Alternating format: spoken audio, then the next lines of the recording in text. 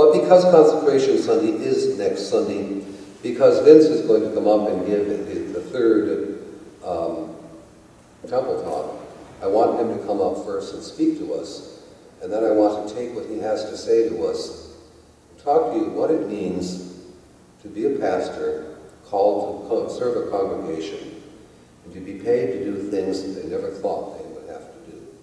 So Vince, would you come up, please?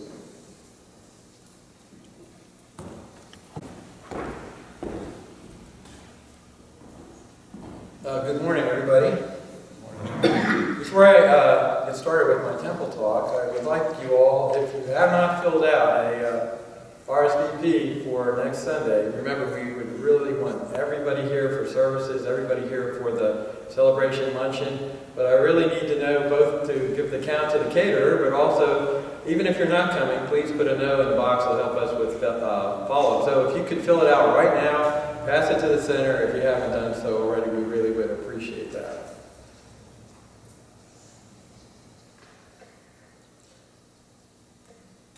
Christian stewardship is about realizing that all we have is a gift from God and about growing in generosity. Next week at Consecration Sunday, you will be encouraged to consider prayerfully what proportion of your resources you will give to God's work. You will be thoughtfully considering your answer to the spiritual question, what percentage of my income is God calling me to give? To help you with this, at the conclusion of service today, the ushers do have the St. Luke stair step and the St. Luke proportionate giving chart. You're asked to consider, again, when Ed talked even last week about proportionate giving, you're asked to consider moving up on that stair step or in proportionate giving. So the ushers will have that at the conclusion of the services today. But we often find it uncomfortable to consider this question of how much money to contribute to church ministry. I happened to hear of a story of 3 pastors who were discussing how much of the weekly donations were appropriate to keep and how much to give to the Lord. The first pastor said, I just draw a line on the floor, put one foot on both sides and throw the money into the air. Whatever lands on the right side of the line is God's, and whatever lands on the left side is mine. The second pastor knows that he uses a similar method, but I use a small coffee table when I throw the money in the air. Whatever lands on the table goes to the Lord, and whatever lands on the floor is mine. They both contemplate each other's answer and finally turn to the third pastor, who's sitting there without saying anything. Well, how do you do it? Asked the first to the third. Well, I do as you both do and throw the money into the air, but I figure whatever the Lord wants, he'll grab, and I keep whatever hits the floor. So obviously that's not the way we want to consider our Christian stewardship. My first day of joining a company in Pittsburgh, Pennsylvania, it was not DuPont, who I work for today. That was 36 years ago. I was a young engineer, and I was asked to fill out on my first day of work a card to donate a portion of my monthly income to a charitable organization. And I was encouraged to give a fair share. I asked them, well, what is the fair share? And they told me the percentage of my income to give, and also told me that if I did not give this fair share, I would be called into my boss's office to encourage me to do it. And if I still did not do it, they actually said I would be called into the Vice President of Engineering's office, so you can guess what I did as a 22-year-old electrical engineer starting from my first job.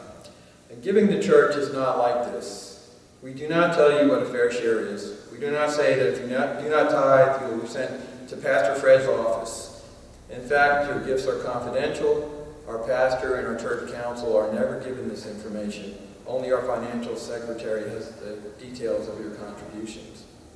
But why do we find it uncomfortable to discuss our giving to church? Does our society and experiences with spending and giving drive us to place a price or set a value to everything? You know, we go to a restaurant and we say, gee, that meal was not worth it. Or we go, wow, that was such a great bargain or sale we got at a certain store.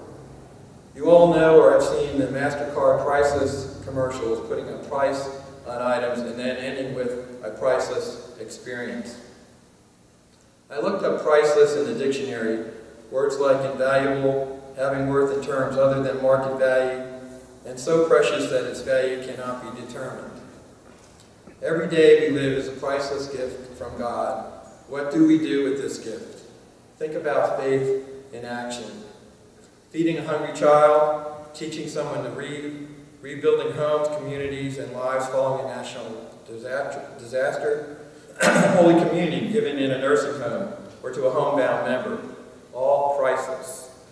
The baptism of a child, the impact of Christian education and youth activities on our daughters and our sons and our grandchildren, sending our youth to a national youth gathering or synod event, a pastor's and a congregation's care during a time of grief, hospitalization, and the prayers that support and lift us, all priceless. And very close to me, the love from Pastor Donna Ruggles in our congregation when Brenda lost a kidney 8 years ago, and more recently, the comfort from my mother, who is not a member of this congregation. She lives in New Jersey, but what she received in a prayer shawl sent to her from this congregation and the comfort she received, all priceless. These are just a few, and I know each of you have your own priceless experiences to share. And the greatest gift of all, Jesus Christ, priceless. Yes, giving to our church ministries is very different from the other forms of giving and spending we do as a matter of routine every day. God's abundant grace is our foundation, an invitation and a generous gift. Through generosity, God works in and through us to be agents of God's grace to others. Remember, God's work, our hands. God's grace invites every person, no matter his or her income, to join the circle of generosity. In this way, generosity no longer depends on us or our means. All that matters is God working through the giver to be an agent of God's grace to his or her neighbor. Again, God's work, our hands. I believe that God has so richly blessed us so that we might bless others. God has entrusted us with our time, our talents, the diverse gifts in this congregation, and yes, our treasure. Only you can answer how you were called from that abundance to give back, to be in a right relationship not only with God, but with one another. This is an act of faith. In closing, I offer these remarks from Pastor Stephen McKinley of House of Prayer Lutheran Church in Richfield, Minnesota. The question is not, how much of what is mine should I give to God? The question is, how much of what is God's can I in good conscience keep for myself? The question is not, am I able to give? The question is, am I willing to give? The question is not, how much money does the church need? The question is, how much do I need to give to feel right about what I am doing? The question is not, can I? The question is, will I? Thank you.